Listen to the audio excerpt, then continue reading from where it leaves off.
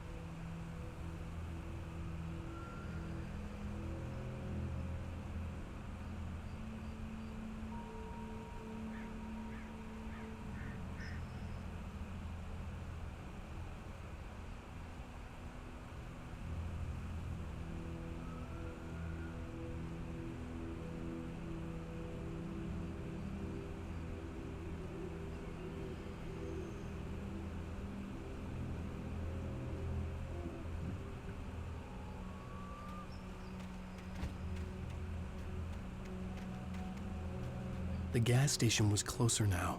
Its light welcomed the darkness. Most of the gameplay locations we have in the game incorporate the idea of a journey into them. It basically means that we try to show where player is coming from and where he's going to as often as possible. In the beginning of episode 1, this meant that we showed the lighthouse whenever possible, and of course now we use the gas station in similar role.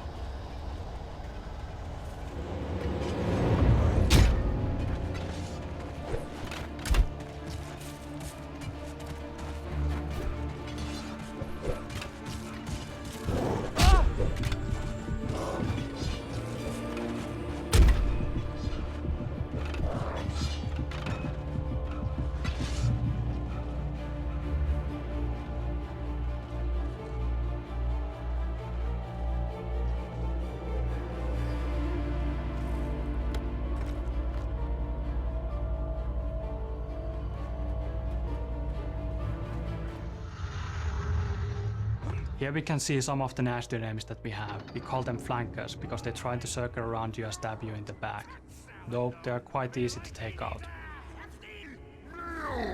That's for today!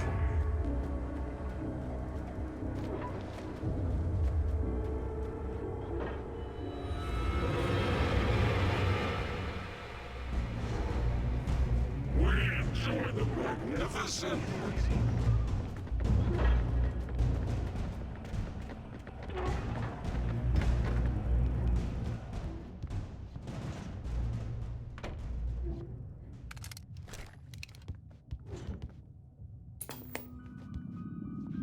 Science. It bestows immortality on those who...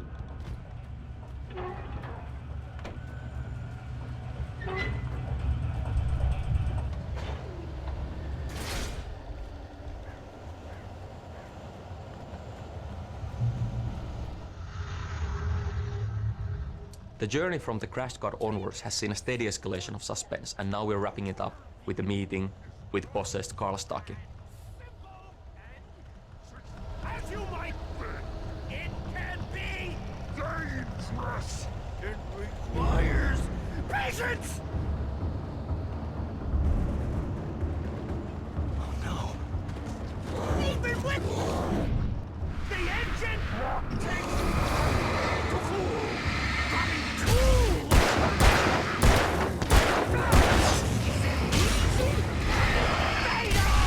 Mistake don't make. Count your jewels, big baller. Nice tool, forgot inside the engine has destroyed.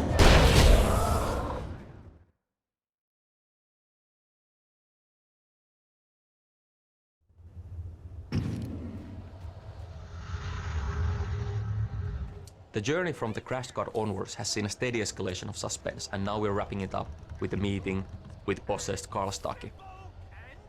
As you might think, it can be dangerous. It requires patience. Oh no! Even with the engine takes hours to cool, dropping tools.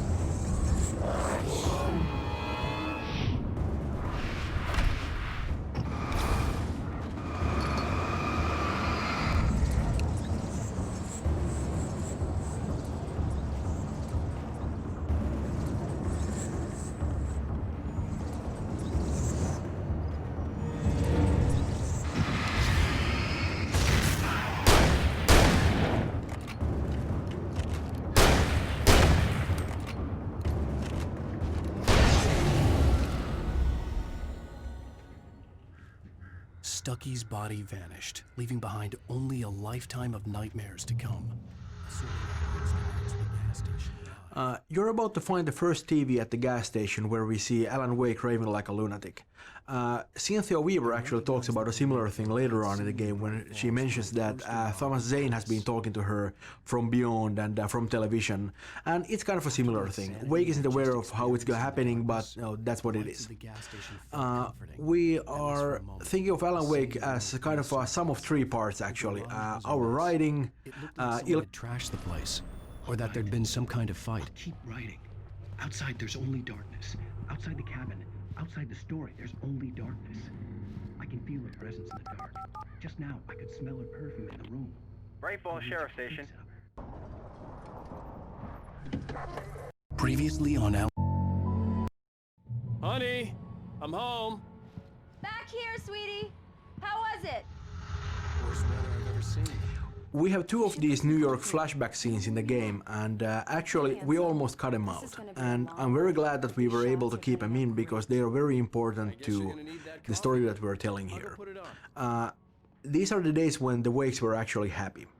And we spent so much of the game in danger and in darkness, running around with guns blazing. And also, when we see Wake and Alice together, most of the time they're arguing or at least not being very happy. But these are the days when they were both very, very happy together, and these are the days they long for. In the second flashback sequence, towards the end of the game, you can see the cracks there. They aren't really doing very well anymore, but right now, this one it was good. These look really good. Oh, sure, until Barry gets his hands on them.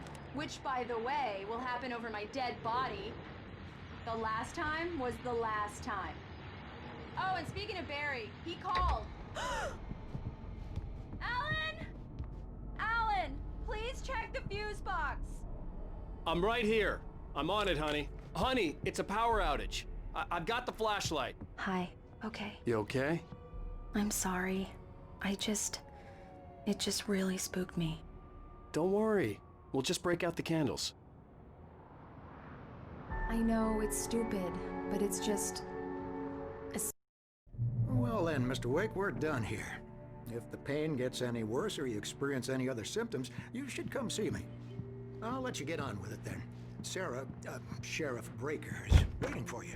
She's very good at her job. I'm sure she can locate your wife in no time. Thank you for testing the lights, Miss Weaver.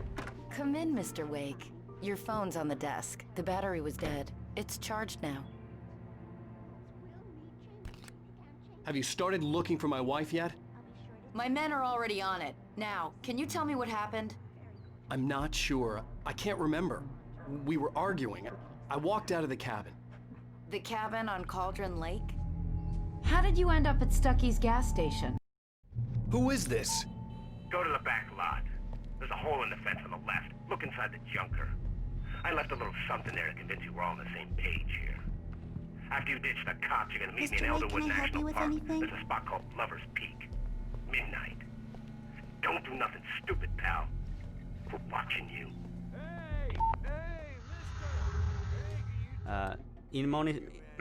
In many small towns, life is peaceful and not that much happens that really requires police intervention. Such is the case with Braight-Folls also. And the sheriff station is really a friendly, almost cozy place. Indeed, the jail cells are more often used to sober people up than holding anyone for a longer period of time. Alice's driver's license had been placed on the front seat. The caller meant business. Barry? Ow! Ow! Thank God! Where the hell have you been? I've been trying to reach you for a week, you and Alice. Oh, I've been worried sick. I flew out yesterday. I'm here in Braight-Folls. Barry, listen to me. I'm at the sheriff's station. Come and get me. I can't talk now. Ow! What the hell is going on? I had to get the sheriff to let me go. I needed to get to Elderwood National Park to meet Alice's kidnappers.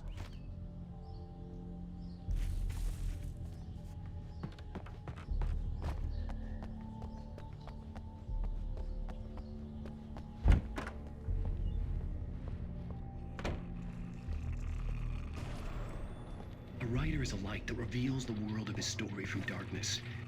Marvelous, Sarah. I just wanted to settle all the damage the Anderson brothers might have inadvertently caused. Are you...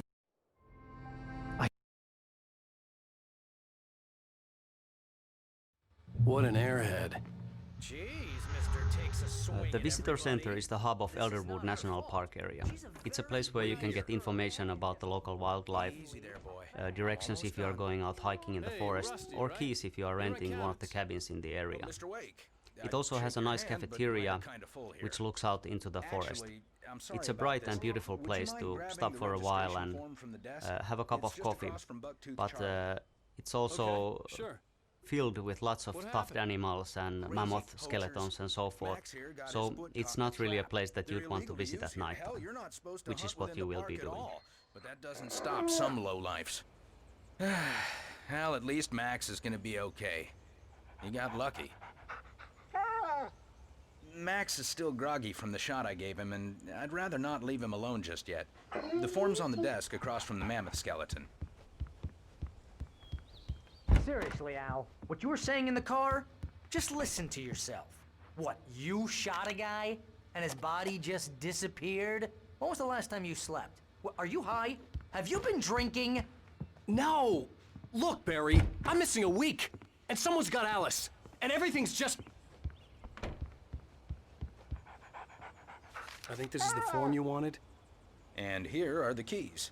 Okay, you're all set, Mr. Wake. Glad to have you staying here. Thanks. Can you tell me how to get to Lover's Peak? Oh, sure. It's at the end of the nature trail. Do you understand what it sounds like when you say stuff like that? Don't get me wrong, it's a good story, could be a bestseller. But when you start confusing fiction with reality...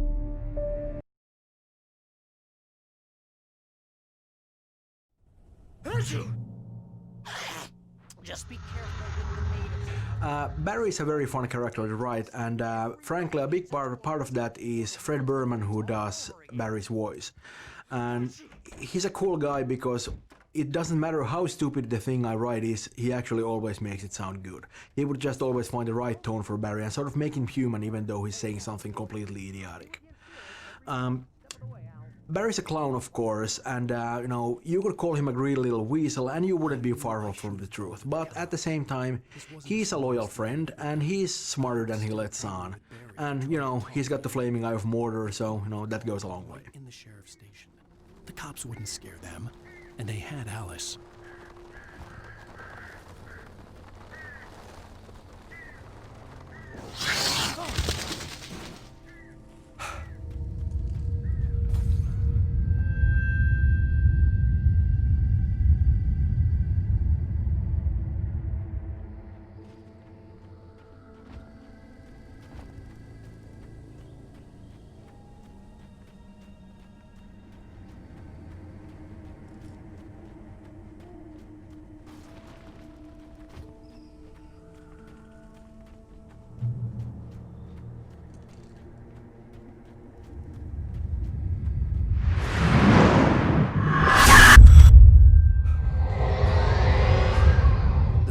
Left me weak. This was no head injury.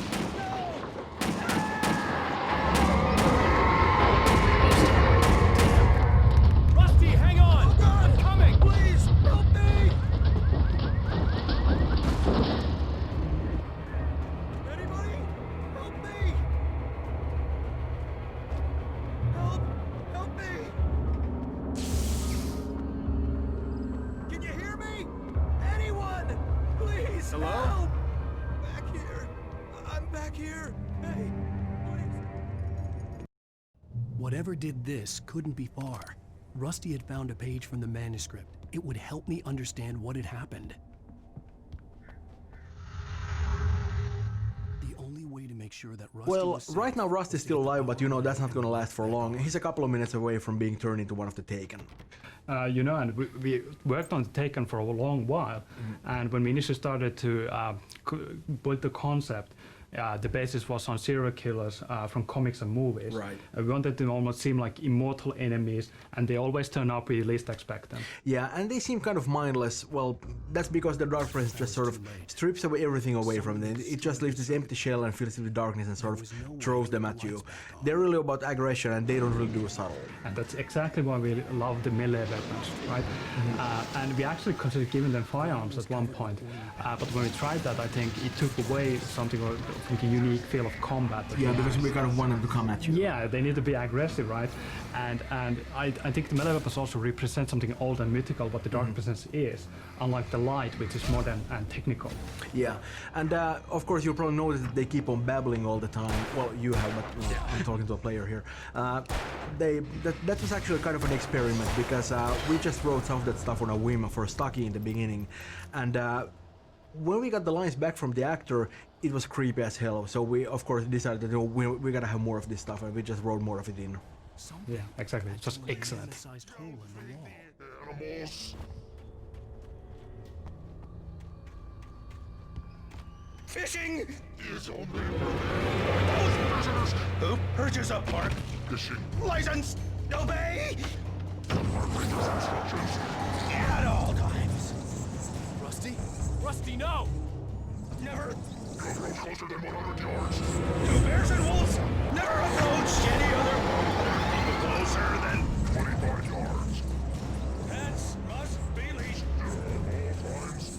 Never leave your pet unattended.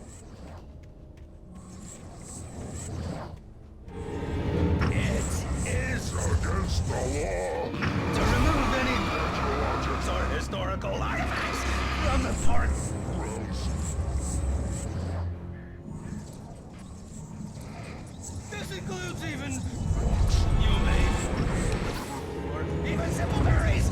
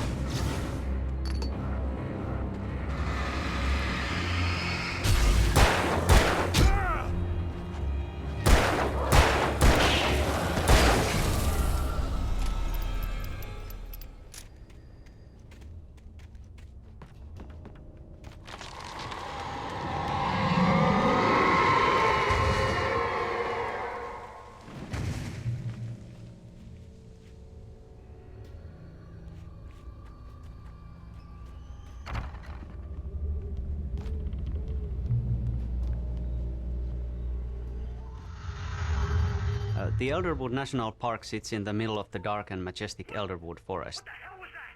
It's a place that features bare sun-bathed mountainsides and tall redwood forests and temperate rainforests and marshlands. Despite some hiking trails and friendly signs, it's nevertheless a wild place like nature is, and you shouldn't venture out too far into it after dusk.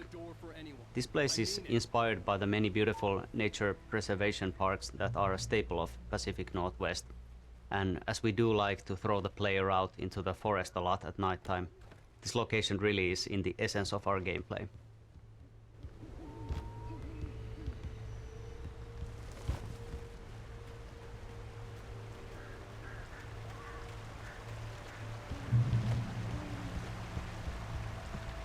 Lover's Peak was at the far end of the nature trail.